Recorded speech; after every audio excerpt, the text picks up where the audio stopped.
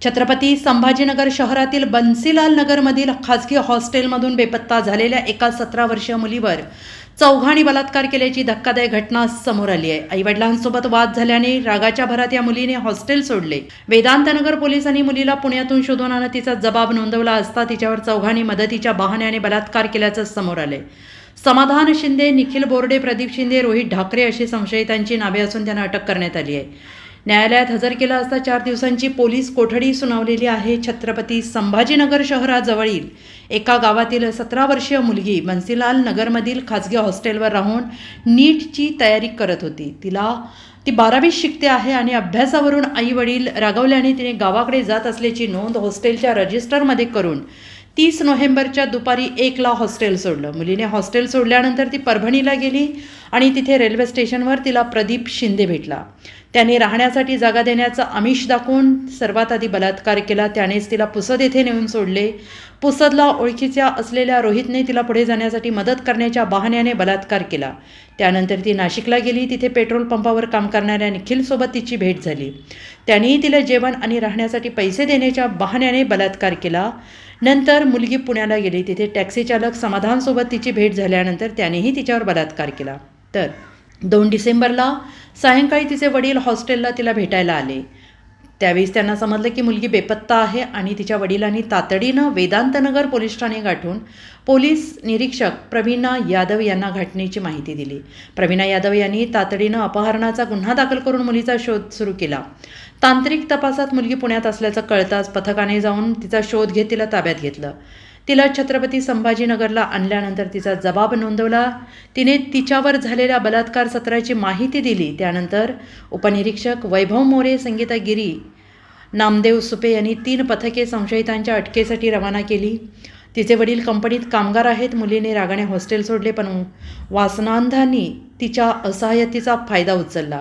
त्यांची सध्या कसून चौकशी सुरू असल्याचं पोलीस निरीक्षक प्रवीणा यादव यांनी सांगितलं। माझ्याकडे जे आहे तर 4 डिसेंबरला एका मुलीचे वडील आलेत की माझी मुलगी जी आहे इथे नीटची तयारी करत होती, हॉस्टेलला होती, गर्ल्स हॉस्टेलला, परंतु ती जी आहे इथून निघून गेलेली आहे आणि अद्याप ती मला मिळून आलेली नाही म्हणून।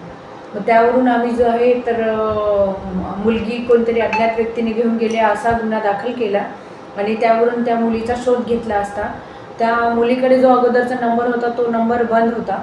तिने तो नवीन नंबर घेतल्याचं मग माहिती आम्ही काढली इकडून तिकडून आणि म्हणजे जिथून तिने सिम वगैरे घेतलं त्या ठिकाणाहून आम्हाला थोडीशी माहिती मिळाली आणि त्या सिमला आम्ही ट्रेस केला तर फक्त एकदाच तो चालू झाला होता, त्याच्यानंतर तो सिम बंदच होता। मग त्यानंतर आम्ही त्याची CDR वगैरे काढल्यानंतर मला काही लोकांशी ती जास्त कनेक्टेड होती याची थोडी माहिती मिळाली आणि त्यावरून थोडंसं आणखी आम्ही सर्च केला असता ती आणखी 2-3 ठिकाणी कुठे कुठे ती गेली आणि नंतर मग तिचा जो आहे 1-2 वेळेस म्हणजे तिने 1-2 ठिकाणी आणखी फोन नंबर चेंज केल्याचे मला जाणवले आणि मग जेव्हा मला जे दुसरे मिळत होते तर ते फोन नंबर्स मी जे आहे लोकेशनला वगैरे टाकून त्याचे मी हे काढलं तर मग मला पुण्याला सदरची मुलगी ही एक 8 दिवसांनी मिळून आली। पण त्या दरम्यानच जी आहे तर ती मिळाल्यानंतर तिचा जेव्हा मी जॉब वगैरे घेतला तर त्यावेळेस माझ्या लक्षात आलं की ती ज्या ठिकाणी गेली त्या ठिकाणी तिच्यासोबत जे आहे काही लोकांनी जे आहे तर अनैतिक संबंध ठेवले आणि तिच्यावर त्या पद्धतीने शारीरिक अत्याचार झाले। तर त्यामुळे सदर गुन्ह्यामध्ये मी जे आहे पोक्सो ॲक्टनुसार कलम सेक्शन्स वाढवून केले आणि त्यानुसार परत तपास केला असता सदरची मुलगी जी आहे पुसद यवतमाळ या ठिकाणी गेली।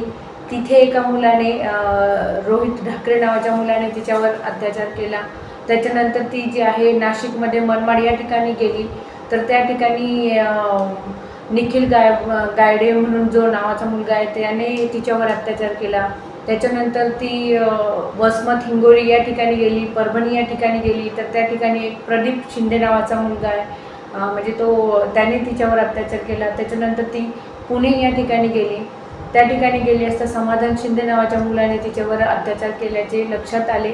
या लोकांचे जे आहे तर नावं डिटेक्ट करून यांचे नंबर्स वगैरे काढून त्यांचे लोकेशन्स वगैरे सर्च करून मी आमची जी आहे 2 पथकं जे आहेत वेगवेगळ्या ठिकाणी रवाना केले। अगोदर मुलीला पण आणण्यासाठी 3-4 जिल्ह्यामध्ये सगळ्या दोन्ही पथकांनी जाऊन तपास वगैरे केला आणि तेव्हा ती मुलगी मिळून आली।